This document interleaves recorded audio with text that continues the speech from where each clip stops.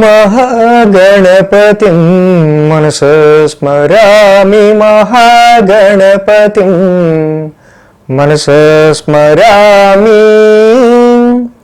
TR creations family అందరికీ నా హృదయపూర్వక ధన్యవాదాలు. అలాగే ఈ వారం 24వ తారీఖు నుంచి 30వ తారీఖు వరకు కూడా ద్వాదశ రాశుల వారికి సంబంధించి రాశి ఫలాలు ఏ విధంగా ఉండబోతున్నాయి అనేది చూద్దాం. ఈ వారం మేజర్ ట్రాన్సిటల్ చేంజ్ విషయానికి వస్తే మనం గమనించాల్సింది ఏంటంటే, ఇక్కడ శుక్రుడి యొక్క మార్పు కర్కాటకంలో జరిగింది. శుక్రుడు కర్కాటకంలో సంచారం మొదలు పెడుతున్నారు. అలాగే ఇంకా రవి కూడా సింహరాశిలోకి వచ్చి ఉన్నారు. సో శుక్రుడు రవి మారడం, అలాగే చంద్రుని యొక్క సంచారం కూడా మనం చూస్తే కనుక సింహం, కన్య, తుల, వృశ్చికం. సో ఈ 4 రాశుల మీదుగా చంద్రుని యొక్క గమనం కూడా ఉంది. ఇక మిథునంలో గురుడు, కర్కాటకంలో బుధ, శుక్రులు, సింహంలో రవి, కేతువులు, కన్యలో కుజుడు, అలాగే కుంభంలో రాహువు, మీనంలో శని భగవానుడు. సో ఈ విధమైన గ్రహస్థితి ఆధారంగా ద్వాదశ రాశుల వారికి సంబంధించి రాశి ఫలితాలు ఏ విధంగా ఉండబోతున్నాయి, ఈ వారం ఏంటనేది మనం ఇప్పుడు చూద్దాం.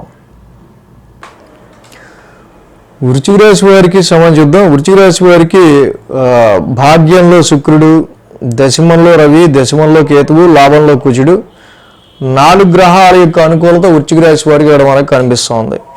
ఈ రాశికి మనం మేజర్గా చూసినప్పుడు ఇక్కడ ఫస్ట్ రాశ్యాధిపతి కుజుడి యొక్క రాశి సంచారం లాభస్థానంలో ఉంటాం. చాలా వరకు కూడా కొంత ప్లస్ పాయింట్కి మనం చెప్పచ్చు. అలాగే ఉద్యోగ కారకుడైన రవి పైగా ఆ రాశిలోకి ఆయన ఓన్ హౌస్లోకి వచ్చి ఉన్నారు. సో కాబట్టి రవి యొక్క స్ట్రెంత్ కూడా పెరుగుతుంది. జాబ్ అండ్ ప్రొఫెషనల్ వైజ్గా కూడా కొంతవరకు మంచి న్యూట్రలైజ్డ్ సిచ్యువేషన్స్ అనేవి వృశ్చిక రాశి వారికి కనిపిస్తున్నాయి. భాగ్యంలో శుక్రుడి యొక్క సంచారం మనక తప్పకుండా ఈ వృశ్చిక రాశి వాళ్ళకి సంబంధించి ఫారెన్ ట్రావెల్స్ గురించి కావచ్చు, అండ్ సమ్ వ్యాపారానికి సంబంధించి గ్రోత్ రిలేటెడ్గా తీసుకునే డెసిషన్స్ రీచ్ కావచ్చు, కొంతవరకు అనుకూలమైన కాలంగా మనం చెప్పచ్చు.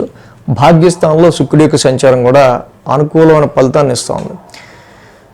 ఈ రాశికి 10, 11, 12, 1 ఇంకా మనం చూస్తే కనుక ఆది, సోమ, మంగళ, బుధ, శని అంటే ఇలాగా ఈ రాశికి 5 రోజులు కూడా మంచి అనుకూలమైన కాలంగా మనం చెప్పుకోవచ్చు. దశమ స్థానం నుంచి చంద్రుని యొక్క సంచారం ఉండడం ఈ రాశి వాళ్ళకి మెయిన్గా దశమంలో రవి యోగిస్తాడు, దశమంలో చంద్రుడు యోగిస్తాడు, దశమంలో కేతు యోగిస్తాడు.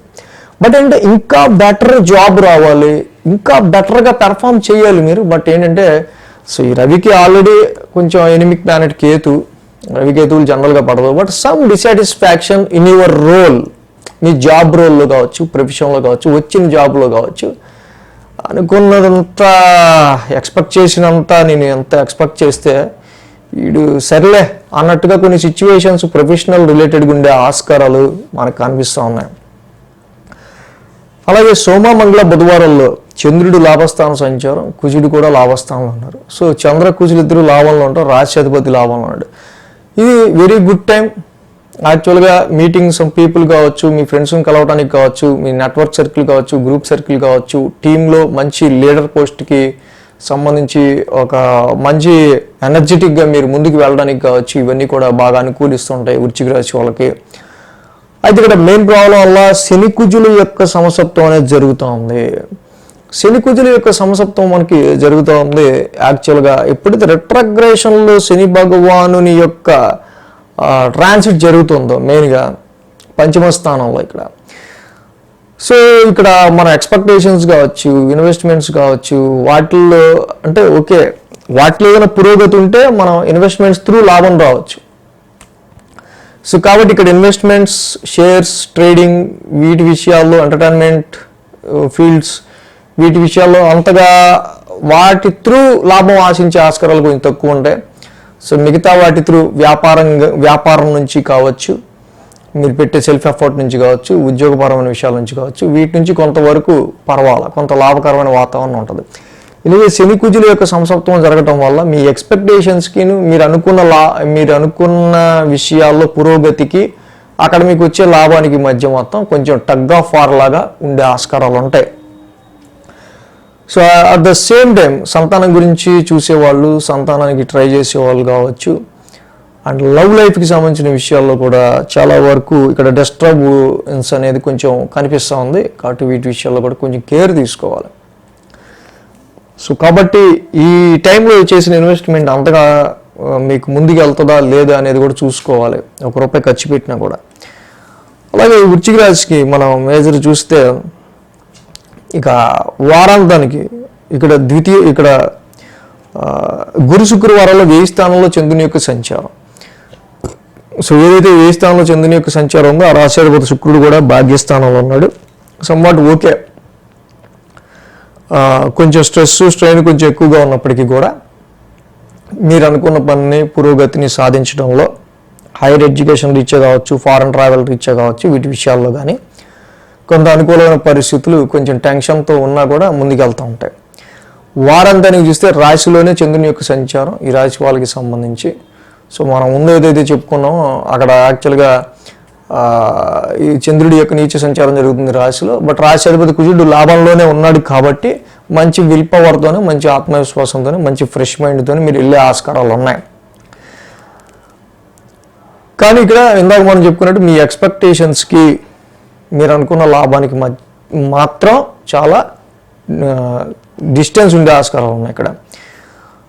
సో ఈ రాశికి మెయిన్గా అష్టమ గురు దోషం ఒకటి ఇంపాక్ట్. కేజింపావు కందులు, కేజింపావు శనగలు, ఒక ఎల్లో క్లాత్ గురువారం దానం ఇవ్వటం చాలా మంచిది.